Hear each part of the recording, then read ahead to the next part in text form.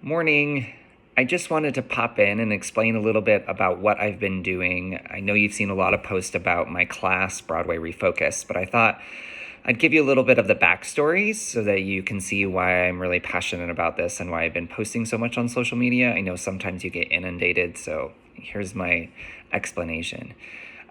Back way in 2007, I did my musical theater curriculum thesis for my master's, and I've definitely always been really passionate about musical theater history and teaching that, especially to high school students. I haven't really had the chance to do like a really deep dive, so as I've started to create this class, it was really back in April that I started to really deep dive, and I've asked questions on Facebook about and getting input, and it's been really a fun conversation.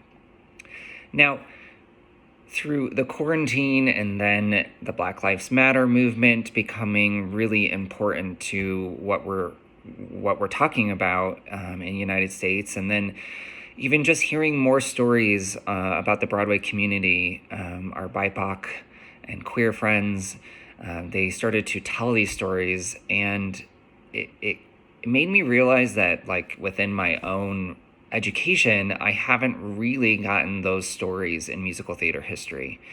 So I was determined to do something. And that's how Broadway ReFocused started. It's been a little bit of like a passion project, but at the same point, like, it's been so inspiring for me during this quarantine. And I wanted to share that out. I've learned so much about musical theater history that I didn't know before because these stories aren't really told.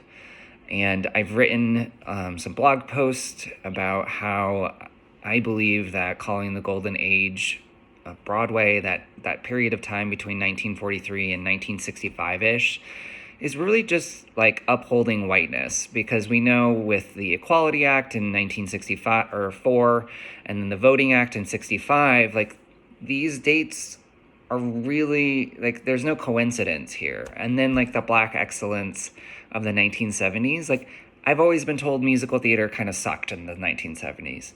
And there were so many amazing shows that came through, so many Black shows that just don't get upheld. And it's because of racism. And so anyway, I've done this deep dive. It's been inspiring to work with the students. I have 2 BIPOC students in my class, 1 queer student. And it's been really amazing to kind of see their experience through this new lens as well. So I've created a website, I've created blog posts, I've created content, I've created podcasts, and that's been really exciting. And it's just been a really creative process for me and a learning experience. But I wanted to share that out.